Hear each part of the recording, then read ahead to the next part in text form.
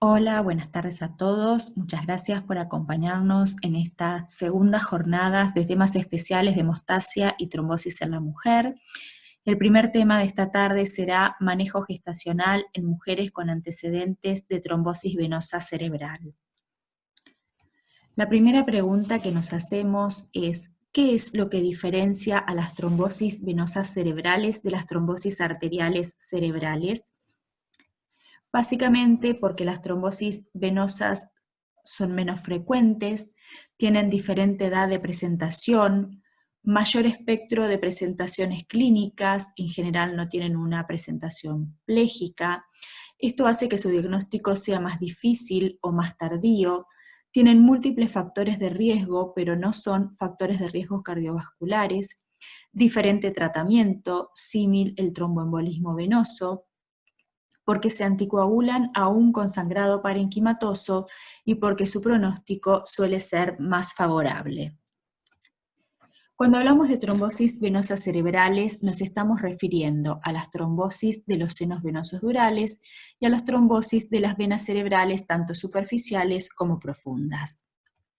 Solo y a manera de una breve revisión anatómica, los senos venosos durales deben su nombre a que sus paredes están constituidas por dura madre y esto los hace menos compresibles y además van a estar recogiendo la circulación superficial. En el punto de la prensa de erófilo se van a unir junto con la vena de Galeno que traerá la circulación venosa profunda y luego a través de un breve recorrido por el seno transverso terminarán en el seno sigmoideo y este irá a constituir la vena yugular interna. Dijimos que eran trombosis menos frecuentes, tienen una incidencia de 2 a 12 por millón por año, lo que los hace con una incidencia similar a las trombosis esplácnicas y 100 veces menos frecuentes que el complejo de trombosis venosas profundas de los miembros inferiores y TEP.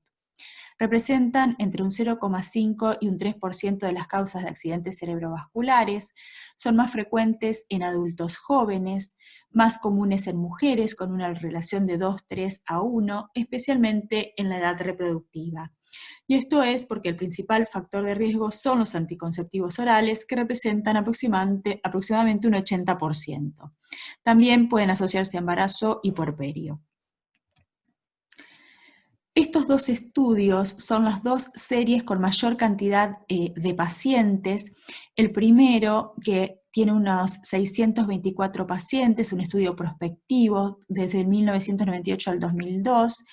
Lo característico es que es multicéntrico y además de representar 89 centros, estos son de 21 países. Nos da información acerca de la presentación clínica, factores de riesgo, evolución y pronóstico. Y otro estudio que es más reciente y tiene aproximadamente el doble de pacientes, tiene un diseño retrospectivo prospectivo, son 35 centros, pero todos de un mismo país. El seguimiento va desde el año 2000 al 2015 y en la primera etapa, que es del 2000 al 2013, es retrospectiva y del 2013 al 2015 es prospectivo. También nos dará informe sobre los factores de riesgo, presentación clínica, hallazgos radiológicos, evolución y tratamiento. En cuanto a los factores de riesgo, dijimos que no eran factores de riesgo cardiovasculares clásicos.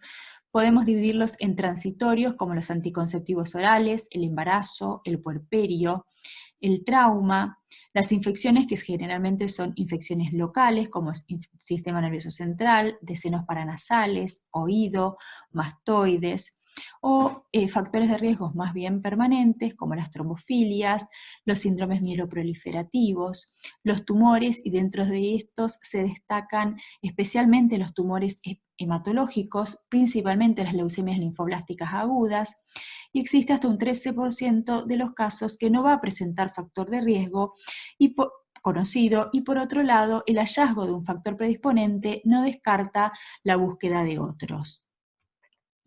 En cuanto a las presentaciones clínicas, estas pueden tener una presentación aguda, subaguda o más solapada.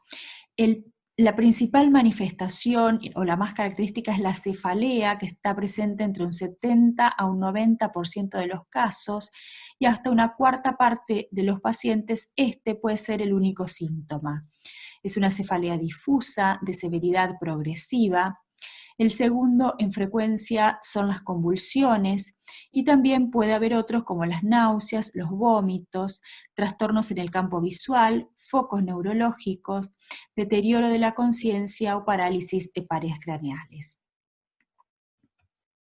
Entonces, en resumen, decimos que la trombosis venosa cerebral debe sospecharse en toda mujer joven con cefalea de origen desconocido, con o sin foco neurológico o convulsiones.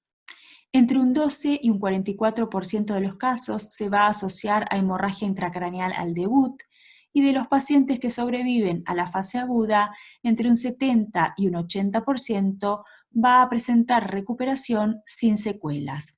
La mortalidad ronda entre un 5 y un 10% de los casos. Para el diagnóstico, entonces, tenemos la sospecha clínica y este debe acompañarse de imágenes. La TAC de cráneo, con o sin contraste, es la primera línea de imágenes en la urgencia. Por un lado, nos permite excluir diagnósticos alternativos, pero por otro lado también va a presentar signos radiológicos directos relacionados a la visualización del trombo y signos radiológicos indirectos secundarios al daño que se produce en el parénquima cerebral. La presencia de infartos venosos, hemorrágicos o no, puede estar hasta en un 40% de los casos. Pero hay que tener en cuenta que hasta en un 30% de los casos la TAC puede ser normal. Entonces vamos a necesitar de otros estudios que nos den una mayor sensibilidad. La venografía por TAC tiene una sensibilidad y una especificidad mayor del 75 al 100%. Luego tenemos la resonancia, que tiene una mayor sensibilidad y a su vez nos permite diferenciar los tiempos de evolución en agudos, subagudos y crónicos. Y la angioresonancia con tiempos venosos es el método diagnóstico de elección. Puede ser utilizado tanto en la etapa aguda como en etapas más tardías. La angiografía por sustracción digital tiene un uso muy poco frecuente. Se podría decir que quedó para el diagnóstico de las trombosis de venas corticales no visibles por métodos no invasivos, y también es la indicación previo al tratamiento endovascular, trombolítico o mecánico. En cuanto al tratamiento, nos guiamos por las recomendaciones de la ESO, que es la European Stroke Organization, que sugiere para el tratamiento de la fase aguda el uso de heparina, sea heparina no fraccionada o heparina de bajo peso molecular, a dosis terapéuticas, inclusive si existe hemorragia intracerebral. En ausencia de insuficiencia renal o de requerimiento de rápida reversión, se prefiere el uso de heparina de bajo peso molecular. El tratamiento trombolítico en general no está recomendado, ya que los pacientes en general son de bajo riesgo y muestran una alta tasa de recuperación con el tratamiento anticoagulante. El estudio TOACT, que es un estudio randomizado para evaluar trombolisis endovascular con o sin trombectomía versus anticoagulación en pacientes con trombosis venosa cerebral con alta probabilidad de pobre evolución, que son aquellos que presentaban al diagnóstico coma, deterioro del estado mental, trombosis del sistema venoso profundo cerebral o hemorragia intracraneal. Este estudio tuvo un cierre precoz luego de haber reclutado 67 pacientes en los que no se observó ninguna diferencia entre ninguna de las dos ramas. En cuanto a la duración de la anticoagulación, la duración es de 3 a 12 meses, luego de heparina se sigue con antagonistas de la vitamina K. En cuanto al riesgo de recurrencia luego del primer episodio de trombosis venosa cerebral, puede ser del 2 al 4% para un nuevo evento de trombosis venosa cerebral, pero también entre un 3 a un 6,5% puede recurrir como un evento de tromboembolismo venoso no cerebral. El único factor de riesgo independiente para la recurrencia es el antecedente de haber tenido un evento de tromboembolismo venoso. Por lo tanto, en otras palabras, podemos decir que el riesgo de recurrencia es bajo e independiente del tiempo de anticoagulación, que no tienen indicación de anticoagulación indefinida, pero que sí deberán realizar tromboprofilaxis secundarias en situaciones de alto riesgo, ya sean cirugías, fracturas, inmovilización y el embarazo puerperio. En cuanto a los nuevos anticoagulantes, las recomendaciones de la ESO nos dicen que por ahora no están recomendados, especialmente en la fase aguda, y esto es básicamente dada la falta de evidencia. Existen trabajos como el RESPECT y el SECRET que van a evaluar la utilidad del dabigatran. El primero es un estudio que ya está finalizado y esperando para ser publicado, y el segundo aún está en la fase de reclutamiento. Y por último tenemos el estudio Próspero, que es una revisión sistemática sobre todos los casos de trombosis venosas cerebrales en los que han sido tratados por los anticoagulantes, los nuevos anticoagulantes, y de ahí tendremos nueva información. En cuanto a la asociación con las trombofilias, entre un 40 y un 50% de las trombosis venosas cerebrales se asocian a trombofilias.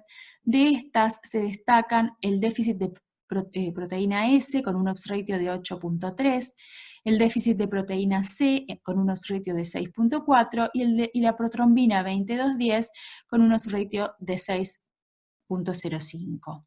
Lo que queda en discusión es el rol del screening de la trombofilia, ya que ésta no estaría asociada a un cambio en la conducta terapéutica. Por lo tanto, la ESO no recomienda el screening de trombofilia de rutina, pero sí lo sugiere en aquellos casos de alta probabilidad pretest de presentar una trombofilia de alto riesgo, como por ejemplo en aquellos casos en los que no estaría asociada a factores de riesgo, en los que existe una historia personal o familiar de trombosis venosa, o cuando se presenta en pacientes muy jóvenes. ¿Qué pasa cuando el factor de riesgo es el embarazo puerperio? Tener en cuenta que este puede ser un factor de riesgo tanto para la presentación del primer evento como para la recurrencia de un evento previo. En el caso del primer evento, la incidencia de trombosis venosa cerebral durante el embarazo puerperio es aproximadamente de 12 por 100.000, comparado con la incidencia de tromboembolismo venoso, ya sea por TBP-TEP, que es de alrededor de 125 por 100.000. En esta revisión sistemática vemos que la incidencia de accidentes cerebrovasculares en el embarazo ronda los 30 por 100.000, de las cuales las trombosis venosas cerebrales representan aproximadamente 9 por 100.000. En cuanto al diagnóstico durante el embarazo, es fundamental la confirmación ante la sospecha clínica, y esto debe ser precoz debido a que tiene influencia en el tratamiento, nos permite diferenciar entre isquémico y hemorrágico y entre arterial y venoso. El método de elección es la resonancia magnética, es segura en los 3 trimestres, pero se debe evitar el gadolinio ya que atraviesa la placenta y es potencialmente teratogénico. Si la resonancia no estuviera disponible, también se puede recurrir a la TAC o angio-TAC. Tener en cuenta que la dosis de radiación es de 0,01 miligray para un límite máximo de exposición fetal de 5 miligray, lo que nos hablaría de una exposición en 5.000 veces inferior al límite máximo permitido de exposición fetal. Por otro lado, no hay evidencia acerca del daño asociado a contraste durante el embarazo, y en el caso del puerperio, solo el 1% del contraste se excreta por la leche materna, del cual menos del 1% se absorbe por el tracto intestinal, con lo cual tampoco es necesario interrumpir la lactancia. En cuanto a la recurrencia de un evento previo, les he seleccionado una serie de trabajos. En general, vamos a ver que hay una muy baja tasa de recurrencia de trombosis, de eventos de tromboembolismo venoso, pero que van a diferir en cuanto a las incidencia de las complicaciones obstétricas. El primero que les voy a mostrar es el trabajo, son dos trabajos en realidad del grupo de la doctora Ida Martinelli. En realidad es un segundo trabajo que es una serie de pacientes con una mayor cantidad de pacientes, digamos, seguido a mayor cantidad de tiempo. Son 23 años de seguimientos, son 271 mujeres en edad reproductiva derivadas a sus centros para estudios de trombofilias, que presentaron un total de 70 embarazos, de las cuales 7 se perdieron de seguimiento y son pacientes que no fueron tratadas con heparina, y hubo 63 embarazos que fueron todos tratados con heparina. De estos 63 embarazos, no tuvieron recidivas de trombosis venosa cerebral, tuvieron un 3,2% de recidivas en forma de tromboembolismo venosos no cerebral, y hubo un incremento en cuanto a las complicaciones obstétricas. Y un dato al cual me voy a hacer referencia más adelante también, es que hubo un 17% de interrupción voluntaria del embarazo, y esto está relacionado con el miedo a la recurrencia de un nuevo evento cerebral. Este trabajo, que es más reciente, tiene 15 años de seguimiento, es multicéntrico, es un estudio de casos controles, son 65 mujeres con historia de trombosis venosa cerebral que presentaron un 74 embarazos, y en un 43% de los casos estaban asociados a trombofilias. No tuvieron recidivas de trombosis venosa cerebral, no tuvieron recidivas de tromboembolismos venosos no cerebrales, y en cuanto a las complicaciones obstétricas, las mujeres que habían tenido un antecedente de trombosis venosa cerebral presentaban un 73% de nacidos vivos versus un 87% del grupo control, y esto fue significativo. También hubo un incremento en la tasa de abortos y un 26% de complicaciones obstétricas tardías versus un 13% del grupo control, con una diferencia significativa. Y en cuanto a los factores que influyeron en los resultados, el uso de enoxaparina disminuyó de manera significativa la tasa de abortos, el agregado de aspirina disminuyó la tasa de complicaciones obstétricas tardías, pero no hubo diferencias en cuanto a la evolución en las pacientes con y sin trombofilias. Esta revisión sistemática, que incluye 3 estudios, está presentada por separado porque los estudios presentados previamente no están incluidos aquí. Como no tiene ningún trabajo de casos y controles, lo interesante es que ellos comparan la incidencia de eventos con la incidencia en población de embarazadas normales. Entonces, son todos de embarazos con historias de trombosis venosa cerebral previa. De un total de 217 mujeres, 2 presentaron recidivas de trombosis venosa cerebral, lo que da una incidencia de 9 por 1000 versus un 0,12 por 1000 en embarazadas normales, lo que habla de un incremento en 80 veces.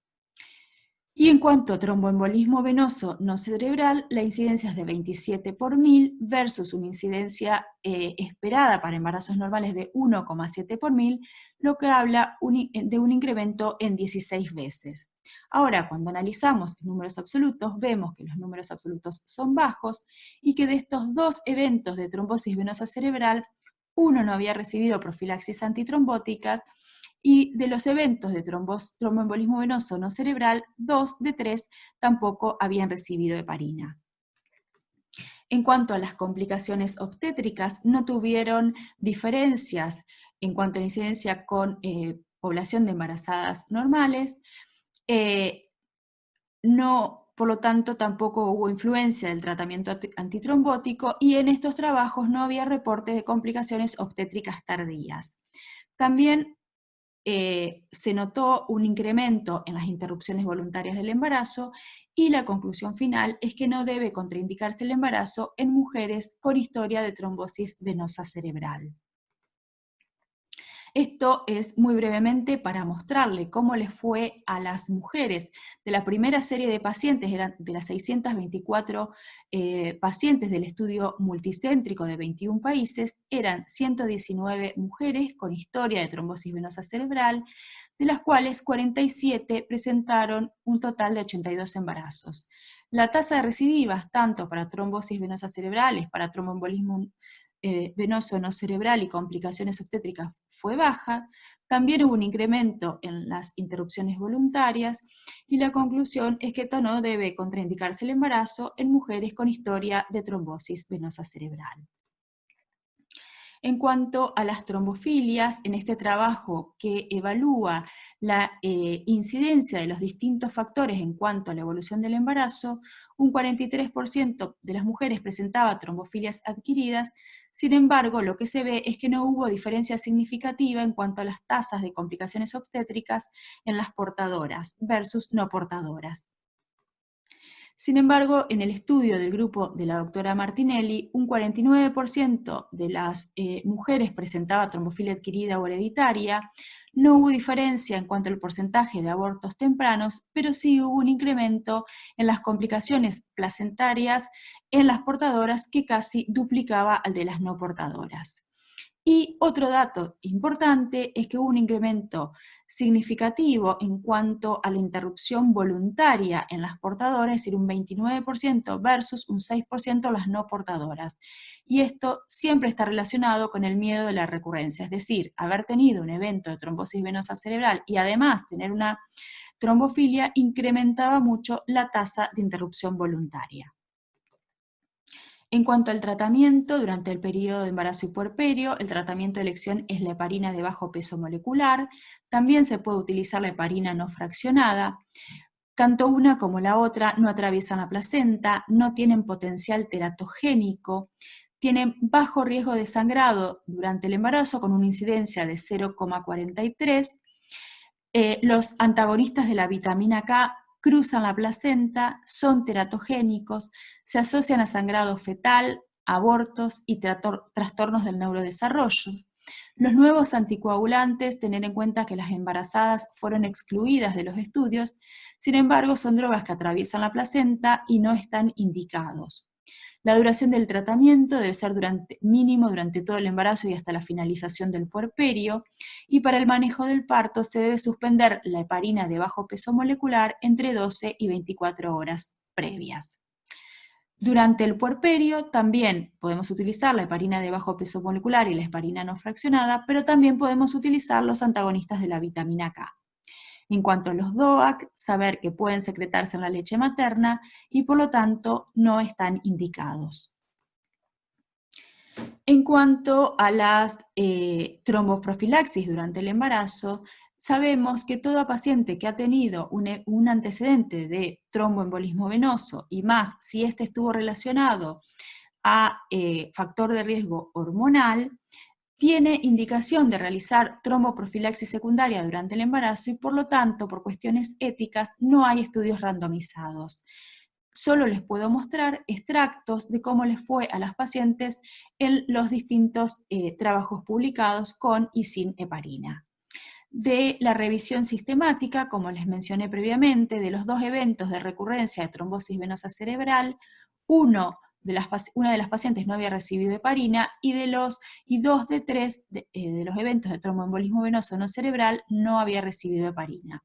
No podemos dar datos sobre las tasas de complicaciones obstétricas porque la información en algunos trabajos es insuficiente o ausente.